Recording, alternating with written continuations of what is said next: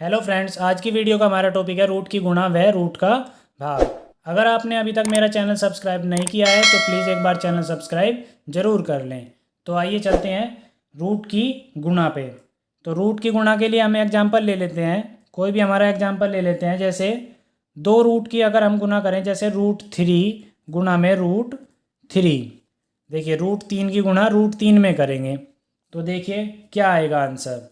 अगर हमारे पास दो अंडर रूट हैं और उनकी गुणा हो रही है और दोनों रूट के अंदर एक जैसी संख्याएं हैं, जैसे अंडर रूट के अंदर 3, यहाँ पे भी अंडर रूट के अंदर 3, तो क्या होगा, हम इसको 3 लिख लेंगे।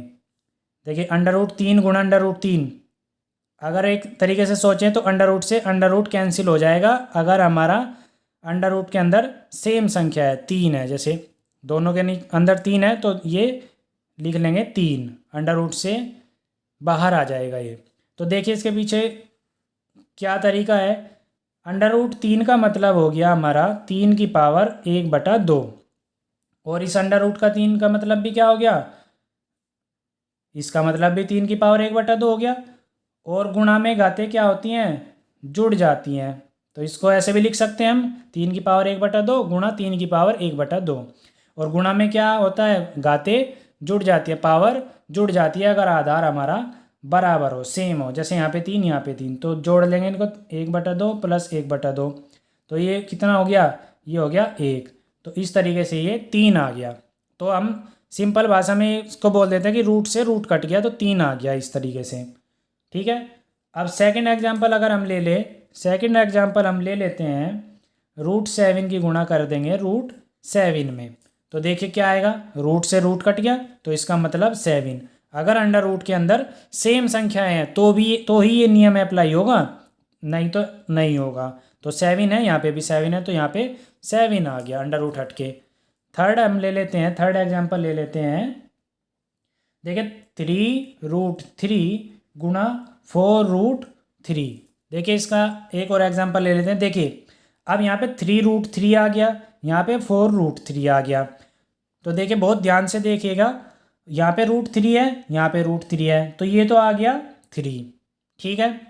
गुणा में यहाँ पे 3 है, यहाँ पे 4 है, तो 3 की और 4 की गुणा होगी, कितनी होगी, 3 चौक 12। ठीक है। बाहर बाहर वालों की गुणा हो जाएगी और अंडर रूट की हो जाएगी, तो 3 आ गया। तो 3 की 4 में होगी 12, √3 हो गया 3, तो √3 की √3 में हो जाएगी, और बाहर वाले की यानी कि 3 की 4 में हो जाएगी। तो 3 चौक 12, और √3 कितना हो गया, 3, और 12 की और 3 की कितनी होगी, 36, 12 तिया 36। ठीक है। एक एग्जाम्पल और ले लेते हैं थोड़ा सा अलग, फोर्थ एग्जाम्पल ले लेते हैं हम। उसमें क्या है, देखिए 7√5 गुणा 3√2। अब देखिए इसमें क्या है, इसमें यहाँ पे तो अंडर रूट के अंदर 5 है, यहाँ पे अंडर रूट के अंदर 2 है, यहाँ पे 7 है बाहर, यहाँ पे बाहर 3 है। तो करने का तरीका देखिए, बाहर वालों की तो गुणा होगी जैसे मैंने पहले बताया था, तो 7 की 3 में कर देंगे, 7 तिया 21, ये तो हो गया। और अंडर रूट में अगर दोनों संख्याएं अलग है तो अंडर रूट में दोनों संख्याओं की गुणा हो जाएगी, तो 5 की गुणा 2 में हो जाएगी, 5 गुणा 2, तो इसको लिख लेंगे 21 अंडर रूट में 10। तो ये थोड़ा सा अलग था, 7√5 गुणा 3√2, तो बार बार की होगी, 7 की 3 में हो जाएगी, 7 तिया 21 हो गया। और अंडर रूट में अगर दोनों संख्याएं अलग है, जैसे यहाँ पे 5 है, यहाँ पे 2 है, तो अंडर रूट के अंदर दोनों की गुणा हो जाएगी, 5 यहाँ पे लिख दिया, 2 यहाँ पे लिख दिया गुणा में, तो 5 दूनी 10। तो ये थोड़ा सा अलग था, ये ध्यान रखना है। अब आ जाते हैं हम रूट के भाग पे। तो रूट का भाग करेंगे,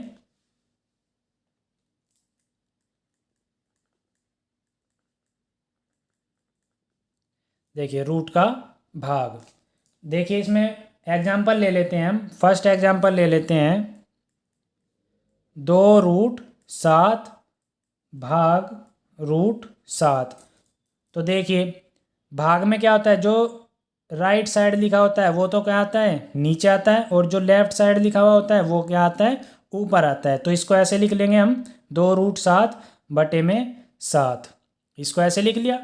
देखिए जो लेफ़्ट होता है, ये वाला लेफ़्ट है, ये तो लिख लेंगे हम ऊपर, और जो राइट होता है वो लिख लेंगे हम नीचे। तो √7 से ये √7 कट गया, तो क्या आ गया 2। तो हमारा आंसर आ गया। उसके बाद सेकंड एग्जांपल ले लेते हैं हम। 3√3 भाग 3√2। देखिए एक एग्जांपल ले लेते हैं, 3√3 भाग 3√2। तो इसको कैसे लिखेंगे, ये वाला तो हम लिख लेंगे ऊपर, लेफ्ट वाला तो लिख लेंगे ऊपर 3√3, और भाग में लिख लेंगे राइट वाला नीचे 3√2। तो देखिए इस ये बाहर है, 3 बाहर है, यहाँ पे भी नीचे भी 3 बाहर है। तो क्या कर देंगे, ये बाहर वाले से तो ये कट जाएगा, 3 से 3 कट गया। लेकिन अंडर रूट के यहाँ 3 है, यहाँ अंडर रूट में क्या है 2 है, तो ये तो कटेगा नहीं क्योंकि एक जैसा तो है नहीं। तो इसको हम ऐसा का ऐसा ही लिख लेंगे, रूट में 3 और नीचे रूट में 2। उसके बाद थर्ड एग्जाम्पल आ जाता है, एक और एग्जाम्पल ले लेते हैं। तीसरा एग्जाम्पल क्या है, ये है देखिए 18 रूट में 7 डिवाइड 6 रूट में 7। तो देखिए इसको कैसे लिखेंगे, ये वाला तो ऊपर लिख लेंगे 18√7, और ये वाला नीचे लिख लेंगे 6 रूट में 7। तो देखिए बाहर वाले से पहले तो जो बाहर होगा उसको सोल्व कर लेंगे। 6 से 18 कट जाएगा, 6 तिया 18 हो गया। और देखिए अंडर रूट में 7 ऊपर है और अंडर रूट में 7 नीचे है, तो इससे अंडर रूट 7 से अंडर रूट 7 कट जाएगा।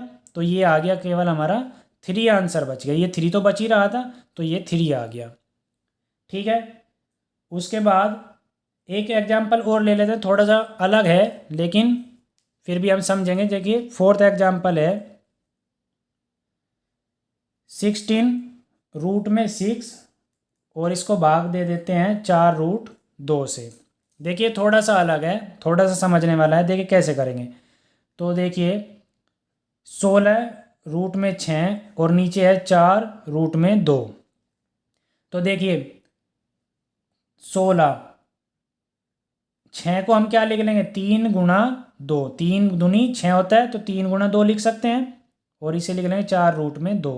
तो देखिए बाहर वाले से, बाहर ये 16 है, यहाँ पे बाहर 4 है, तो 4 से 16 कट जाएगा, 4 चौक 16, ये तो आ गया।